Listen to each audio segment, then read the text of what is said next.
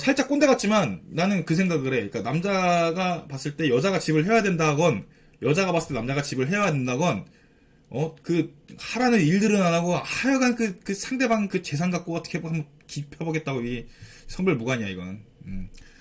본인들이 열심히 일을 해서, 그 집안을 먹여 살릴 생각들을 해야지 아주 그냥, 받아서 아주 그냥 편하게 살라고. 네.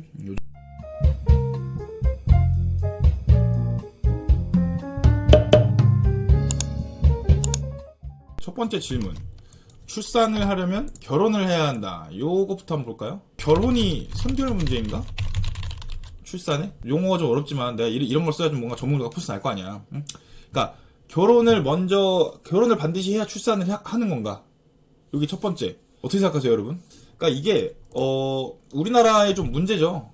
우리나라의 문제가 뭐 반드시 혼외자 출생이라, 그러니까 표현도 되게 부정적이죠. 혼외자 출생이라고 하죠. 혼외자라고 하죠. 일단 출산율 자체를 올리려면 제가 봤을 때는 그 결혼제도를 손볼 필요가 있다고 생각해요. 결혼제도를.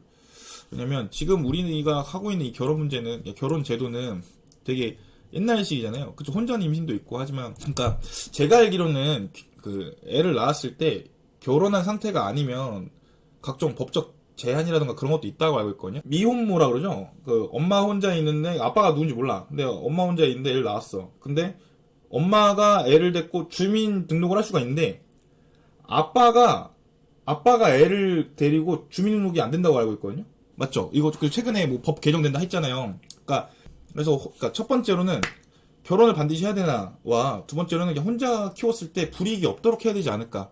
요거는 조금 요거는 오늘 할 많은 소음 물음 중에 그 사회적으로 좀 뭐랄까 인식이 좀 개선될 필요가 있다고 생각을 해요. 요즘에 이혼율도 높고.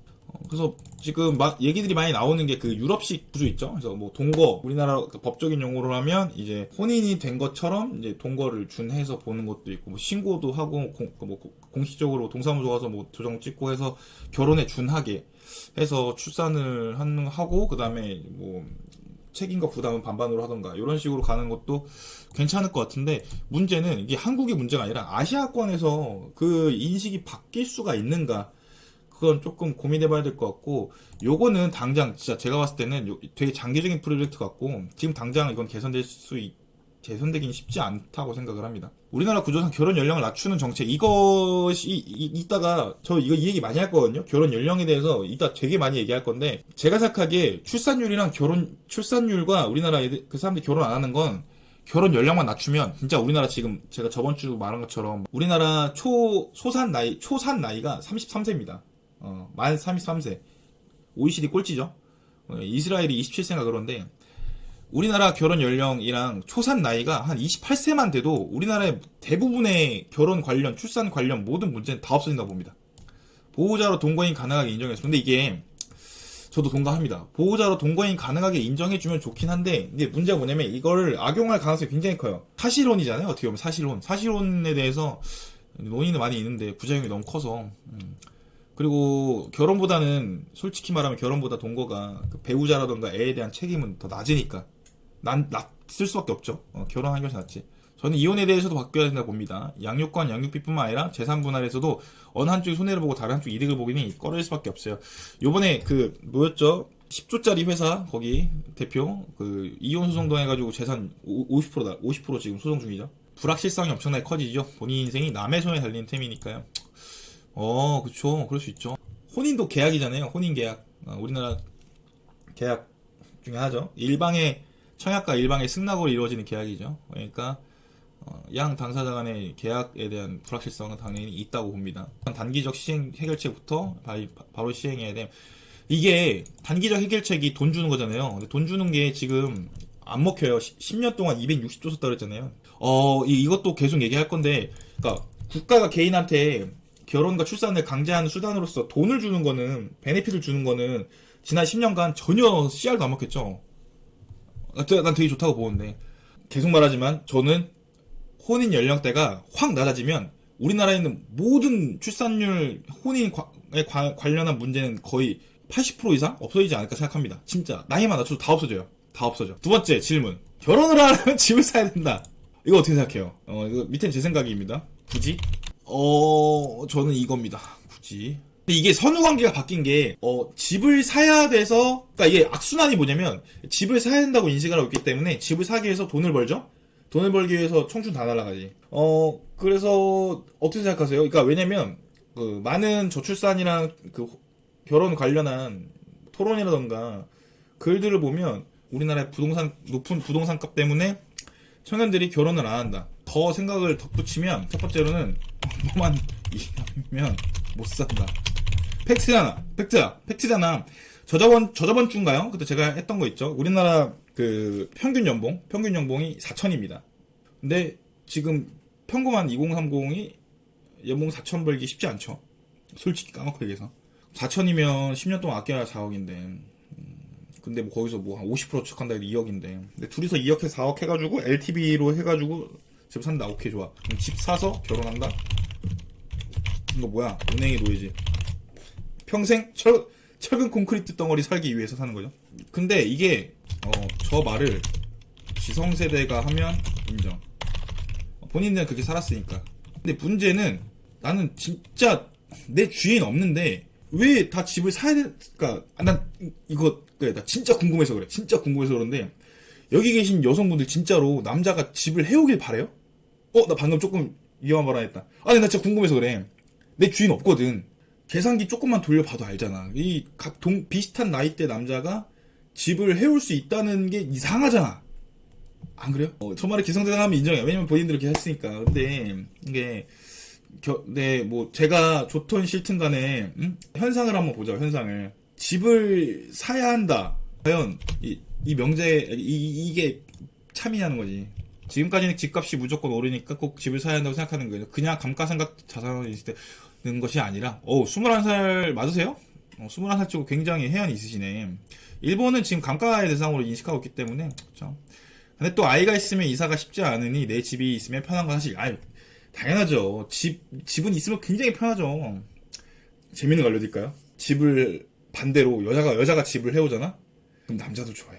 솔직히 입시다. 여자가 집을 해왔어. 그럼 얼마나 좋아. 좋지, 당연히. 좋잖아.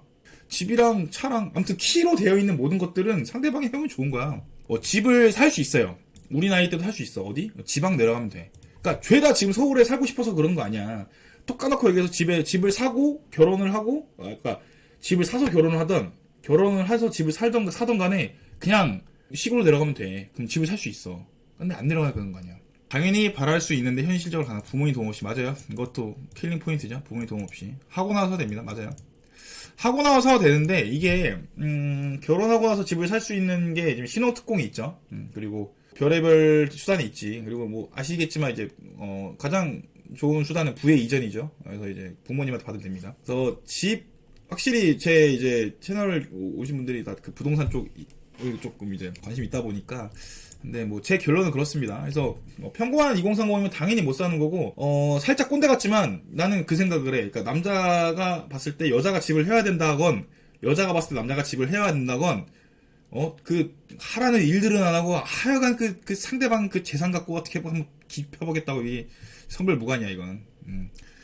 본인들이 열심히 일을 해서 그 집안을 먹여 살릴 생각들을 해야지 아주 그냥 어디 받아서 아주 그냥 편하게 살라고. 네, 요 정도까지 하겠습니다. 1인 가구 늘어나면 아파트에 대한 수요요? 1인 가구 늘어나면 아파트에 대한 수요 글쎄요. 근데 아파트가 양극화가 되고 있어가지고 1인인데도 불구하고 대형 평수를 사는 사람이 많죠. 컨셉인 거 알죠? 저 원래 되게 MG스럽고 되게 그렇습니다. 갑자기 급발진 죄송합니다. 세 번째 이제 결혼을 안 하는 이유 중에 하나가 이제 그 삶의 질이 떨어질 것이 좀 두렵다. 요게 좀 있어요. 삶의 질이 떨어질 것이 두렵다고 하는데, 그러니까 여기서 말하는 삶의 질은 어떤 건지는 뭐 정확히 모르겠어요. 근데 뭐 다들 알고 있는 그것들일 겁니다. 그리고 재밌게도 여기 지금 유부남 형님들도 몇 분 계시는 것 같으니까 제 생각을 하라면 사실 가정을 이루는 것은 서로가 포기해야 할 것들이 많다라고 생각합니다. 진짜 그렇게 생각해요. 제 생각은 이렇습니다.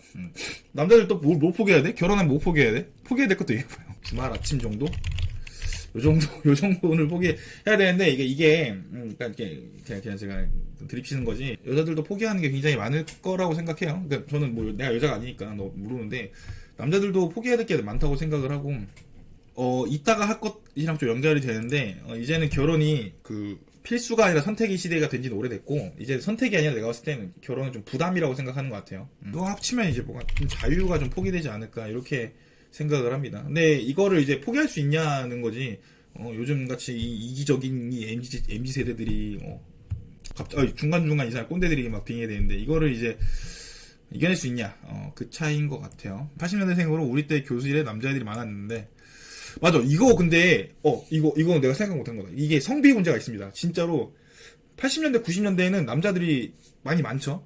지금 중국이 지금 성비가 완전 망가졌잖아요. 130대 100인가 그렇잖아요. 그래가지고 중국도 지금 미쳐 날뛰죠. 혼수 예물 이런 거 남자들 엄청 해가야 되고. 일단 결혼 끝이니까. 아니야, 난 결혼하면 끝이라고 생각하지 않아. 이거는 난 그렇게 생각하지 않아. 팩트인지 아닌지 모르겠는데 난 그렇게 생각하지 않아. 결혼해서 얻는 거 많죠. 나 진짜 그렇게 생각해. 아니 제가 본 커플들 결혼하신 분들은 잘 그냥 뭐랄까 좀 친구처럼 지내시는 분들은 잘 지내는 것 같더라고요.